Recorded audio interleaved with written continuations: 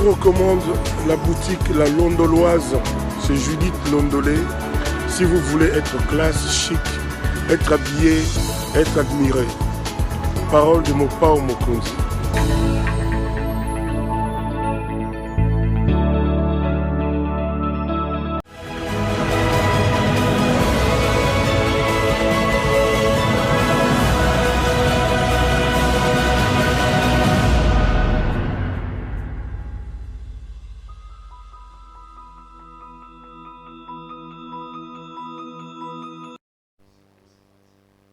Madame, Messieurs, bonjour et bienvenue à ce nouveau numéro de l'émission d'Écrit Info, ce magazine d'analyse d'actualité politique, sociale, économique et juridique qu'on a lancé ici à CPL Télévision.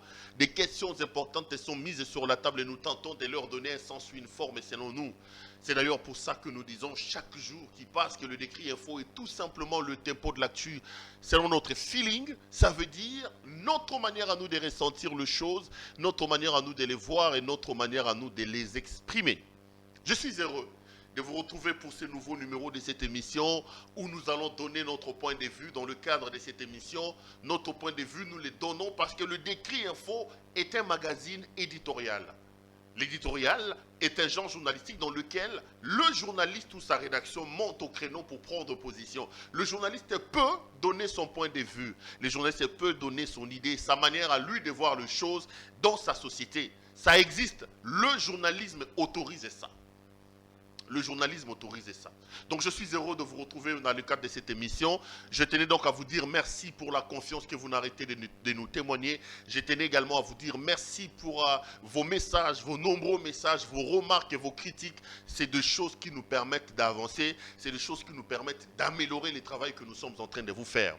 Vous êtes plus de 61 000 personnes à nous avoir fait confiance. Plus de 61 000 abonnés. C'est record. Dans un petit temps, nous avons réussi à toucher les plafonds grâce à vous et pour vous. La main sur le cœur, laissez-moi vous dire grand merci, la main sur le cœur.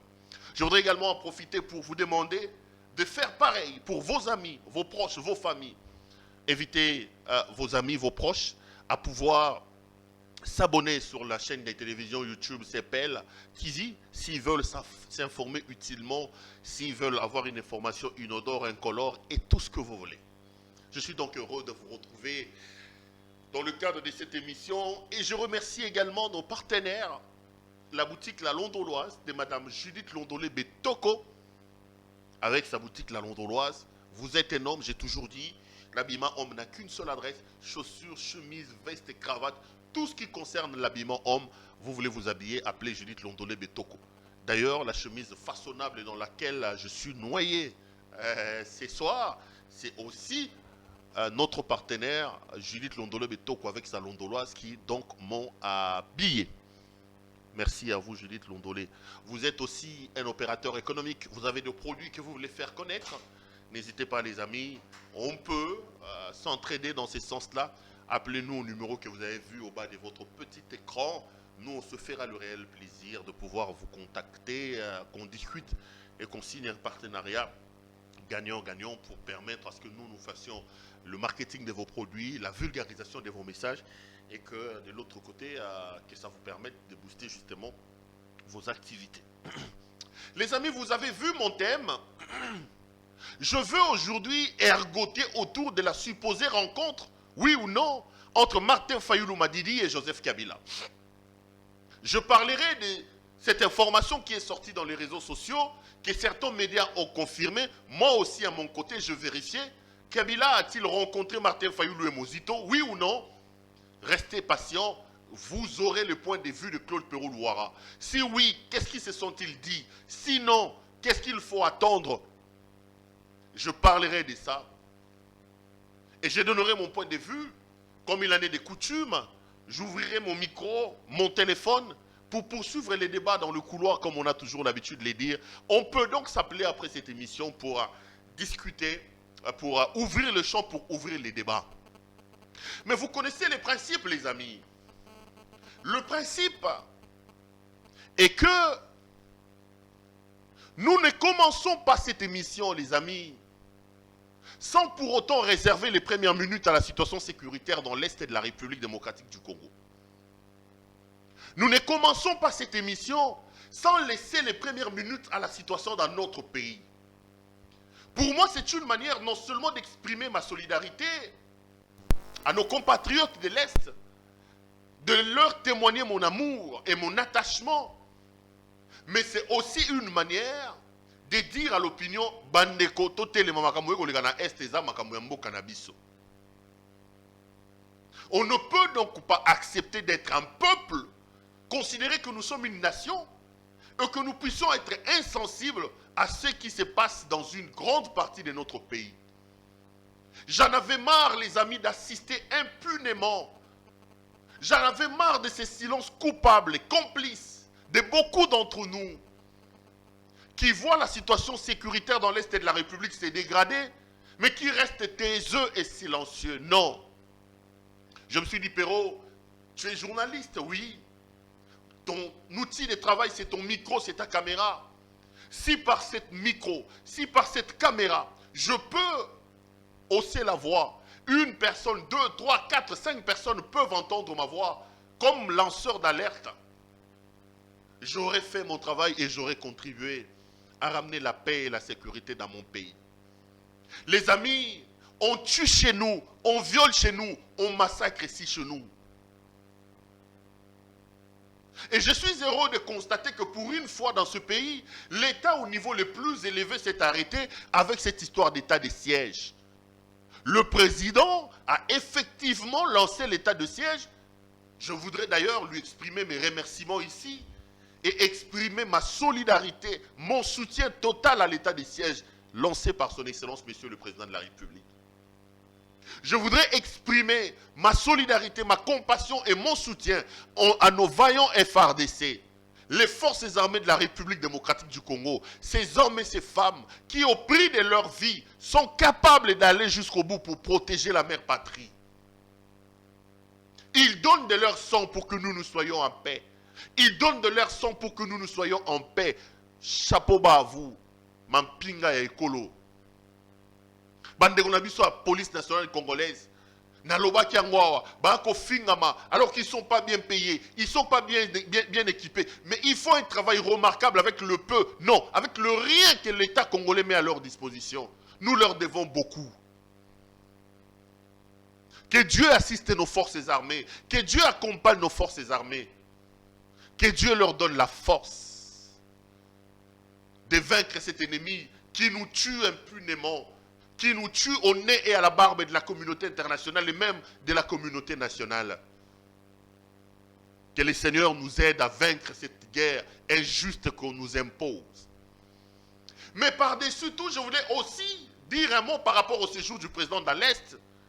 Il était plus que temps que M. Tshisekedi puisse aller dans l'Est de la République démocratique du Congo. C'est une très bonne chose. Nos compatriotes de cette partie-là avaient besoin de lui. Moi, j'ai vu certaines personnes en train de crier Bolobaki. Alors, moi, je n'ai jamais dit ça, hein, mais je suis en train de relater. Bolobaki, alors qu'il y a un STT, les lois qu'il y a un ST, Bozoro Lobate. Mais attendez. Il y a une information lorsque le train arrive en retard. Parfois, on nous fait des remarques, nous, comme journalistes, parce que bateau va savoir remarque. Quand je suis à la gare et que le train est prévu de venir à 14h, le train arrive à 14h02, le train arrive à 14h15. Le train est en retard de 15 minutes, d'une heure. C'est ça l'information. L'information, c'est ce qui dérange. Je dirais comme journaliste que le train était en retard. Mais lorsque le train arrive à l'heure, il n'y a pas d'information. La réalité, c'est ça. Mais l'information, c'est ce qui sort de l'ordinaire. Un président qui va dans l'Est de la République démocratique du Congo, un président qui va visiter sa population touchée par les volcans, c'est ce qu'il y a de plus normal. La normalité était le fait qu'on ne savait pas quand est-ce que le président de la République allait là-bas. On ne savait pas si le président allait aller là-bas. C'est ça l'information.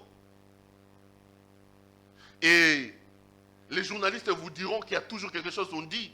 Lorsqu'un chien mord un individu, là, ce n'est pas l'information. Mais lorsque l'individu mord le chien, on se dit, Moutouana soit qui moi soit qui est bon. C'est ça, moi soit. Je ne sais pas pourquoi les gens veulent qu'on s'éternise. Qu'est-ce que vous voulez qu'on dise sur la visite du président? Bravo, monsieur le président de la République. Vous avez écouté les cris des Congolais qui disaient que le président a foyer à la Est. Bon, si on doit en parler. Le président a installé son quartier général, c'est bon. Maintenant, au-delà de l'installation du quartier général, au-delà de la présence du président de la République, nous attendons maintenant les résultats.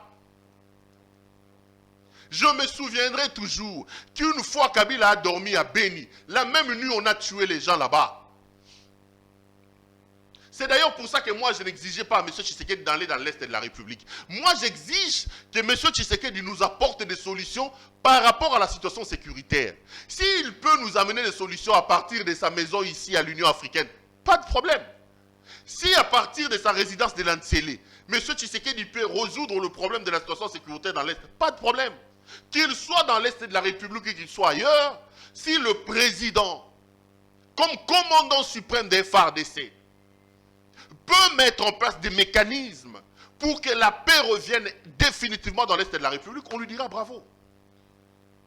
Maintenant, les gens sont en train de tourner. Bolobaki, Bolobaki, Bolobaki. Attendez, l'absence du président de la République dans l'Est, dans un contexte où il y a eu, volcan, là il y avait l'information. Mais la visite du président de la République est un fait banal. C'est ça la théorie journalistique, les amis. C'est ça le principe du journalisme. Mais je suis heureux de constater que le président est là-bas. Je suis heureux de constater que le président a entendu la voix de beaucoup de Congolais qui l'ont appelé à aller compatir avec les populations de l'Est de la République démocratique du Congo. C'est une bonne chose. Et j'ai vu que le président, en 2 jours, il a organisé 2 sommets avec M. Paul Kagame. Excellence, monsieur le président de la République, c'est mon point de vue. J'ai l'impression que cette proximité à outrance, exagérée, que M. Tshisekedi est en train d'afficher avec M. Paul Kagame ne nous fait pas avancer. J'ai l'impression que le Congo est naïf, que notre politique étrangère, en matière de nos relations avec le Rwanda, est teintée de beaucoup de naïveté. Regardez ce qui se passe. Le président de la République reçoit M. Paul Kagame en France, à Paris. Il ouvre largement ses bras en lui disant « Monsieur le Président, mon cher frère ». L'image passe. Le lendemain, le frère de Tshisekedi, Paul Kagame, que M. Tshisekedi a qualifié de frère, va faire une interview négationniste sur les réalités dans l'Est de la République démocratique du Congo. Paul Kagame pouvait se dire que cette interview à l'heure actuelle sera inopportune vu la chaleur des relations qu'on a avec le Congo. Il ne s'est pas empêché ces messieurs de cracher sur M. Tshisekedi. Cette interview assassine tenue au lendemain d'une rencontre où M. Tshisekedi l'a embrassé était une preuve que nous sommes un peu naïfs. Regardez la démonstration d'amour que M. le Président de la République fait à l'endroit de M. Kagame. Où sont les résultats de cette rencontre-là? Le plus important, ce n'est pas les spectacles, les amis. Le plus important, ce n'est pas de dérouler les tapis rouges pour M. Kagame. Le plus important, c'est que qu'est-ce que la proximité que nous avons avec le Rwanda nous amène? Les amis, moi je reproche aussi à ces régimes le fait que les gens, j'ai l'impression qu'ils sont dans le folklore, dans le superficiel, on n'entre pas en profondeur. Regardez, le président est arrivé ici, il a joué les médiateurs entre le Rwanda et l'Ouganda. Tout le monde sait qu'aujourd'hui, les relations entre Paul Kagame et Yoweri Kaguta Museveni ne sont pas bonnes. Mais depuis que le président s'est engagé à résoudre ces relations-là, rien n'avance, ni d'un côté ni de l'autre. Pendant ce temps, alors que le Rwanda est connu pour être un pays allergique à tout, le président va rencontrer Yoweri Kaguta Museveni, il signe des contrats avec M. Museveni, il décide de mettre en place une route qui partira de l'Ouganda, passant par Kasindi vers Goma. Goma, c'est déjà la porte du Rwanda. Vous pensez que les Rwandais, méfiants qu'ils ont toujours été, vont voir de bon oeil que nous prenons leur ennemi l'Ouganda, qu'on le rapproche de plus en plus de... Je ne comprends... Bon, je ne sais pas, le président est certainement l'homme le mieux informé. Moi, je suis tout simplement en train de m'interroger à haute voix. Mais je commence vraiment à être convaincu que les multiples rencontres que M. Tshisekedi multiplie, passez-moi la tautologie, avec M. Paul Kagame, les rencontres spectaculaires que notre président de la République, la proximité arrogante, exagérée, que notre président affiche avec le Rwanda ne nous amène nulle part. Je commence à avoir l'impression que ça relève du spectacle plutôt que de la politique réfléchie, plutôt que de la politique étrangère, assise sur une conception, une idée. Parce que depuis que le Rwanda, depuis que M. Tshisekedi a commencé à s'afficher avec Paul Kagame, qu'est-ce que le Rwanda a amené sur le plan sécuritaire dans l'Est de la République? Le Rwanda continue à tenir un discours négationniste. Les rebelles sont toujours dans l'Est de notre pays. Le Rwanda est toujours aujourd'hui premier producteur, ce qui est importateur, il y a pas coltan, alors que tout le monde sait qu'au Rwanda, il n'y a pas de coltan. Le Rwanda a une usine de transformation, si c'est des capacités. Les richesses quittent chez nous vont au Rwanda. Monsieur le Président, qu'est-ce que la proximité, l'amitié insolente que vous affichez avec M. Paul Kagame nous amène? Il faut qu'on nous dise. Sommes-nous là dans les spectacles et dans le folklore? Je me pose la question. Et c'est une vraie politique étrangère réfléchie. Nos spécialistes internationaux ont-ils réfléchi en nous disant à l'heure actuelle, nous devons afficher? Non, non. Ça donne l'impression qu'on est en train de racoler les morceaux avec Paul Kagame. Non, non. Les amis, le problème ce n'est pas le Rwanda. Détrompons-nous. Arrêtons cette politique du bouc émissaire. Le problème, c'est nous ici à l'interne. Lorsque le président de la République a dit que l'effectif, on m'a trompé sur l'effectif, s'il a dit, j'ai dit, qu'il y a une mafia en termes d'effectifs de nos forces armées. Ceux qui bouffent l'argent et qui multiplient, qui font des faussaires ou des fictifs au sein de l'armée, ce n'est pas les Rwandais qui leur demandent ça. La vraie politique, les vraies questions qu'il faut régler, c'est sur le plan interne. Les vraies réformes, c'est sur le plan interne. Les voyages que le président a multipliés, Lolo voyage, Lobby voyage, Lelo voyage, Lobby voyage. À un moment donné, on doit nous dire ça coûtait combien au trésor public et ça nous a rapporté combien. La proximité insolente et arrogante, l'amitié là que nous avons là, la familiarité que notre président de la République affiche avec le président rwandais, et même Nini, on doit se poser des questions. Les vraies questions concernent la réforme de notre armée. Cette armée que Kabila nous a laissé infiltrer. Les vraies questions concernent le changement de cap sur la gouvernance, la lutte contre la corruption. Mettre les batteries en marche pour imposer la politique du peuple d'abord, et non pas des députés d'abord, et non pas la diaspora ou mes amis d'abord. Si nous réussissons nos réformes à l'intérieur du pays, nous aurons une armée forte, dissuasive, républicaine, professionnelle, capable de mettre en danger les petits Rwandais, et les choses iront de soi. Au lieu d'aller folkloriquement s'afficher matin, midi, soir, mon frère, tapis rouge, tapis rouge, tapis rouge. Mais dans le fond, ça ne change pas. Ça ne change pas. Ça ne change pas. Qu'est-ce que nous voulons exactement? C'est à nous de définir notre politique et de savoir ce que nous faisons. Moi, j'ai vraiment l'impression que là, on est dans le folklore. On est dans le spectacle et non pas dans un travail de fond. Le travail de fond doit commencer ici. Mettre en place, mettre sur le rail la bonne gouvernance, la lutte contre la corruption, le recouvrement des recettes de l'État, la réforme de la police, la réforme de l'armée. Pendant que le Covid bat son plein ici, les députés reçoivent plus de 25 millions de jeeps. Sur quelle ligne budgétaire, personne ne le sait. Voilà des questions importantes que nous devons régler au niveau interne. Au lieu d'aller s'afficher comme on le fait avec M. Paul Kagame, alors qu'on finisse aussi, ça ne nous apporte rien. Bon, comme on dit, le président de la République et les Congolais les mieux informés, on l'attendra au résultat. Quand on dit ça, nos amis vont dire oh non. N'oubliez pas que le président de la République, à un moment donné, les amis de la présidence ont scellé le sort et le bilan du président de la République avec la situation sécuritaire dans l'Est. Ils nous ont dit que le président considérera comme un échec son mandat s'il n'arrivait pas à ramener la paix et la sécurité dans l'Est de la République. Il lui reste, je crois, 2 ans. On verra, bientôt c'est 2023. D'ailleurs, moins de 2 ans. C'est 1 année et demie. On va voir. Et n'oubliez pas que cette fois-ci, l'UDPS ne nous fera pas une campagne promesse. Vous nous avez fait rêver, les amis de l'UDPS. Vous nous avez vendu le peuple d'abord. Cette fois-ci, vous ferez une campagne bilan. Parce que vous avez goûté au pouvoir. Parce que vous avez été au pouvoir. Ne venez pas nous dire Kabila nous bloquer. Ce n'est pas notre affaire. Venez nous dire, voici où nous avons trouvé les pays. Voici où on était à tel pourcent d'accès à l'eau, à tel pourcent d'accès à l'électricité. Voilà où on vous a amené.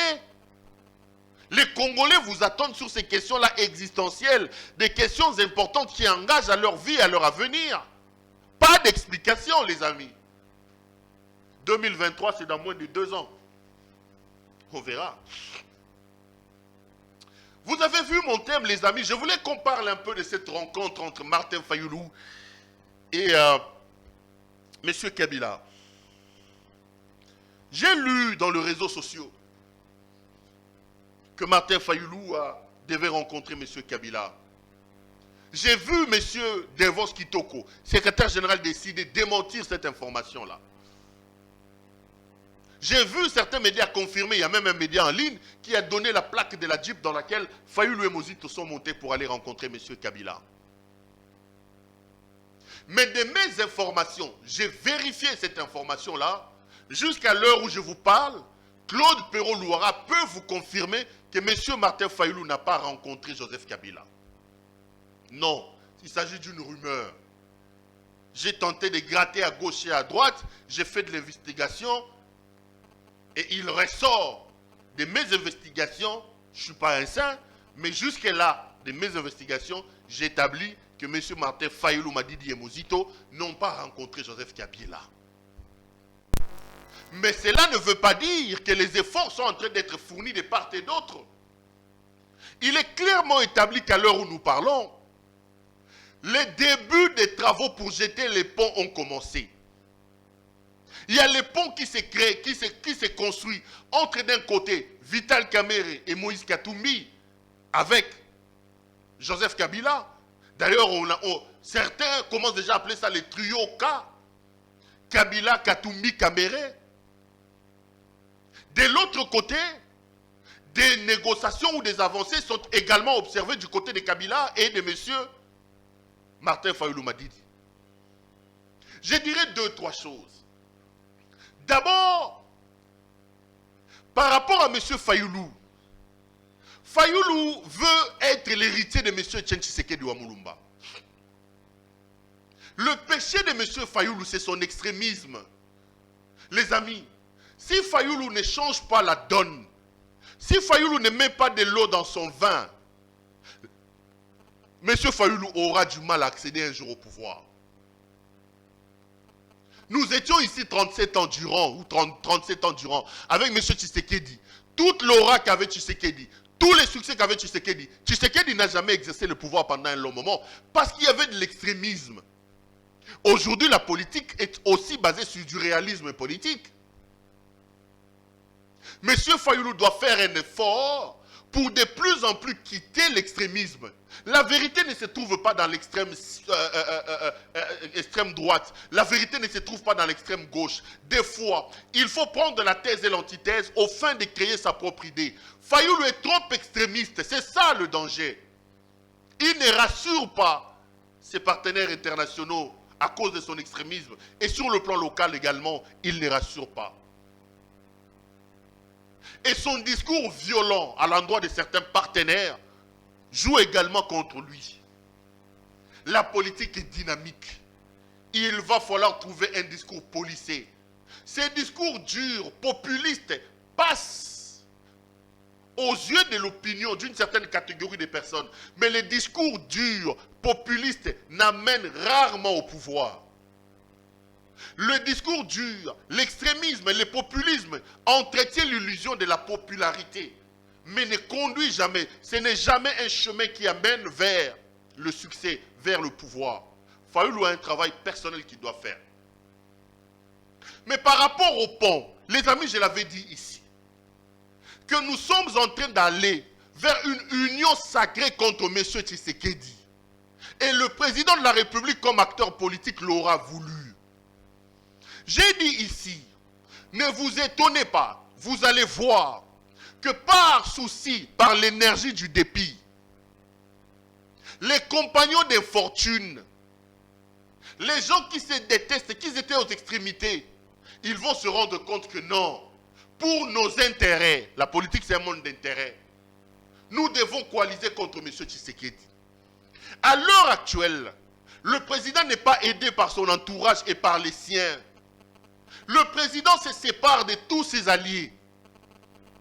Kabila a traîné au pouvoir par la force de les débaucher. Il rapprochait. Kabila a travaillé avec les Mobutistes. Kabila a travaillé avec les anciens rebelles, les Jean-Pierre Bemba. Kabila a travaillé avec ces gens-là. Vous venez, vous installez une politique exclusiviste. Vous amenez un discours basé sur les insultes. Vous transformez le Parlement debout en laboratoire d'insultes. Vous gênez tous les partenaires. Vous mettez tout le monde mal à l'aise. Aujourd'hui, à l'heure où nous parlons, que vous le vouliez ou pas, M. Tshisekedi n'a plus un allié sérieux, de taille, loyal sur la scène politique. Non. Même Jean-Pierre Bemba et Moïse Katumbi, qui sont venus donner du tonus à son histoire d'union sacrée, aujourd'hui ils sont mal vus. Ils sont les premiers à être insultés par les parlementaires debout. Ils sont les premiers à être nargués par l'entourage du président de la République. Neko, Boko Tonga Mokilibi no Mokote. Le premier ennemi de ce régime à l'heure actuelle, c'est son arrogance. C'est son triomphalisme. Croire qu'on est le plus fort que les autres. On va me dire que ce n'est pas les partis, ce n'est pas la voie officielle, les parlementaires. Non, le parti a aussi pour rôle entre autres d'éduquer ses militants. Qu'est-ce que la direction de l'UDPS dit lorsque le parlementaire debout, ceux qui se présentent comme tels, deviennent des spécialistes en insultes, rendent mal à l'aise tout le monde. Les parlementaires debout importunent tout le monde. Ce qui fait que dans le rang de M. Tshisekedi, ça s'est dégarni. Ça va être très compliqué. C'est ça le premier ennemi de cette gouvernance. Le premier ennemi de ce régime ici. L'arrogance et le triomphalisme. Les gens vont se rendre compte. Et les gens vont créditer, je l'ai dit l'autre fois, la thèse de ceux qui disent, attendez, il ne faut jamais lui faire confiance. Tous ceux qui l'ont accompagné, il les a trahis. Il les a trahis. Il a même trahi Jean-Pierre Bemba et Moïse Katumbi qui sont arrivés ici pour l'aider. Ils les ont trahis. Il les a trahis. Et les passeroles, les ponts seront jetés de partout. Je l'ai dit, je le répète. Les compagnons de fortune, par dépit, ils vont se dire non. To sangana, to bengana no Tshisekedi oyo. To bengana ye, et puis on va voir après. Et ça arrivera dans ce pays à cause de l'arrogance de l'UDPS, à cause de manque de stratégie de l'UDPS, à cause de la distraction de l'entourage de son excellence, monsieur le président de la République. Ça arrivera dans ce pays. Ça va arriver dans ce pays. Le deuxième élément, l'ennemi de l'UDPS, c'est son bilan. Le bilan n'est pas élogieux. Dites-nous, ça fait 2 ans ou 3 ans que vous êtes là. Qu'avez-vous fait de nous? Qu'avez-vous fait pour améliorer nos conditions? Donnez toutes les explications que vous voulez. Nous, comme peuple, en 2 ans ou en 3 ans, nous avons vu nos conditions socio-économiques se dégrader davantage qu'à l'époque des Kabila. Le courant, on n'en avait pas à l'époque de Kabila. Maintenant, c'est pire. L'eau, on n'en avait pas à l'époque de Kabila. Aujourd'hui, c'est pire. Regardez les prix des denrées alimentaires sur le marché. C'est pire aujourd'hui. Fort heureusement, je le souhaite. J'ai vu que le ministre de l'économie est allé à gauche et à droite pour trouver des moyens afin de baisser les prix des denrées alimentaires. J'ai appris que le prix des billets d'avion est Kokita. Tant mieux. Si dans une année, si c'est 7 ou 6 mois qui restent, M. Tshisekedi peut se rattraper, tant mieux. Parce que s'il réussit, c'est un autre avantage. Nous tous on voyage, nous tous on mange de l'impiodi. Mais le bilan à l'heure où nous parlons n'est pas élogieux. Ces deux éléments-là, l'arrogance, le triomphalisme et le bilan de M. Tshisekedi, ce sont les deux ennemis du régime de M. Tshisekedi à l'heure actuelle. Vous allez insulter les gens, vous allez attribuer des choses aux gens. L'arrogance que vous avez, le triomphalisme que vous avez, fait qu'aujourd'hui qu'il y ait des gros blocs, des blocs qui vont se former contre M. Tshisekedi, parce que tout le monde va se sentir lésé par cette gouvernance, par ce régime. Et le bilan, c'est le peuple qui va vous vomir. C'est le peuple qui va vous vomir. Ceux qui chantaient Fachi Béton hier, aujourd'hui, il faut aller encore chercher pour savoir s'ils sont toujours s'ils ont toujours de l'enthousiasme et de continuer à chanter Fachi Béton.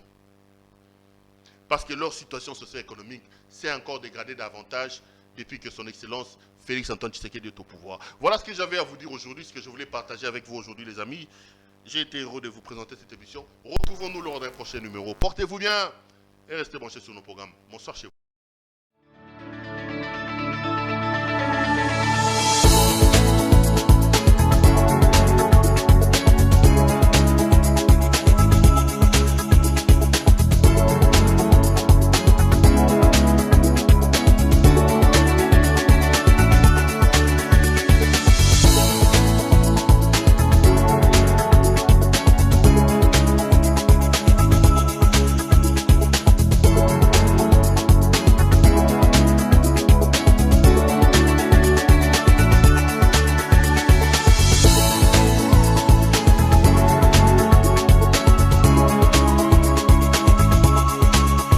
Je vous recommande la boutique La Londoloise chez Judith Londolé.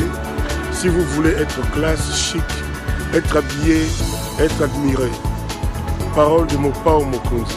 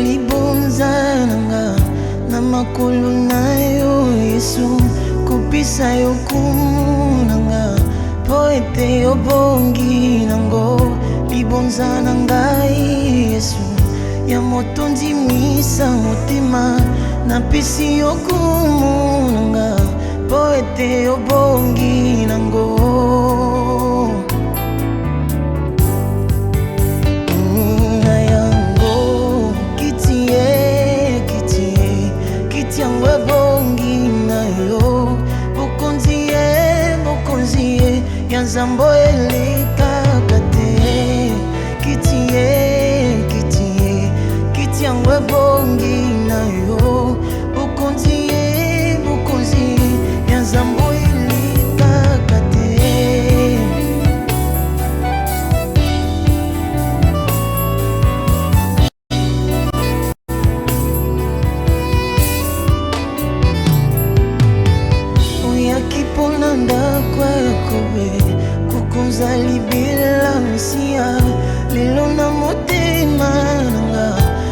Mesio kiti na yo mwana ya Dawidi Mesia mokonzi ya libela ya bikeke oyana motema nanga osala ngai tempelo na yo na mimandi kombo na yo Yesu nanga bisika biano Yeswe bisika ya kimbo na yo kitie kitangwe bongi na yo mokonzi yanzambo ilikakate kitangwe bongi na yo mokonzi yanzambo ilikakate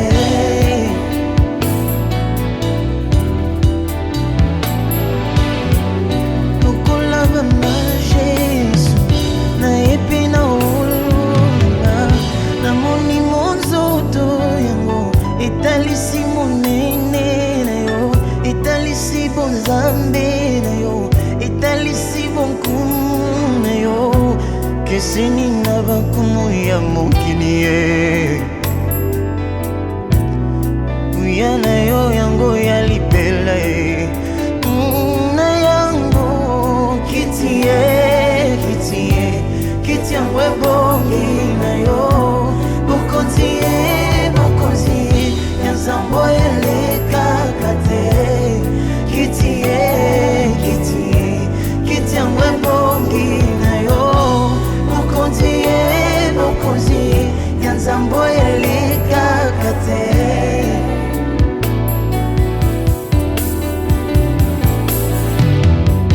likolo ya ngomba ya petelo amoni kimbo alingi atunga emae Poeti ovanda na yo ngai nafungoli motema natongi ema papa nasengi ovanda na yo nasengi okonza na yo nasengi omela na yo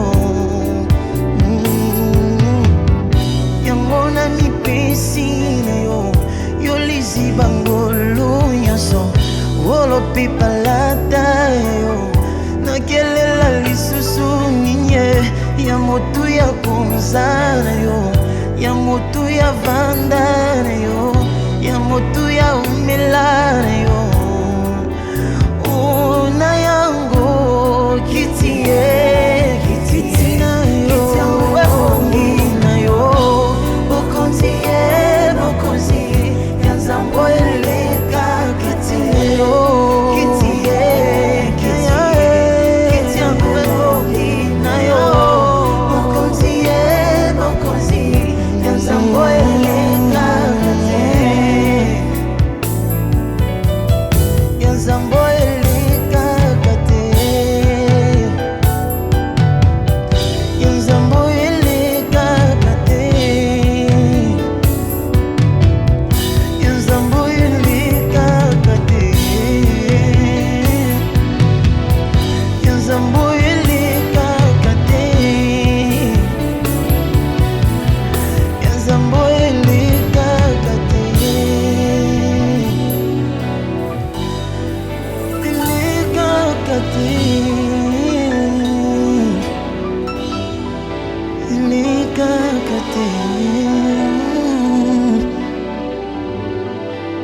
Kakate